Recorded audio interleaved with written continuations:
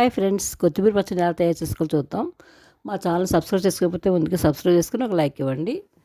మనం కొత్తిమీర పచ్చడి ఆరోగ్యకరంగా చాలా మంచిది. కొత్తిమీర నేను ఒక 2 పెద్ద కట్టలు తీసుకున్నాను. 2 కట్టలు కటింగ్ చేసి శుభ్రంగా వాష్ చేస్తాను. తర్వాత పోపు నూనె వేసి ఎల్లుల్లిపాయ, జీలకర్ర, ఆవాలు, ఎండుమిర్చి, కరివేపాకు వేసాను. ఆ తర్వాత కొత్తిమీర వేసేసి ఉప్పు, పసుపు వేసాను. అది మూత పెట్టి మగ్గబెట్టాలి. మగ్గిన తర్వాత టమాటాల ముక్కలు ఒక 2 పెద్ద టమాటాలు తీసుకున్నాను, వేసాను.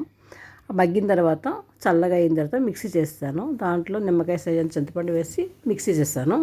తర్వాత పోపు ఆయిల్ వేసి శనగపప్పు, మినపప్పు, ఆవాలు, కరివేపాకు, జీలకర్ర వేసి పోపు పెట్టాలి. చిన్న ఇంగువ వేసాను.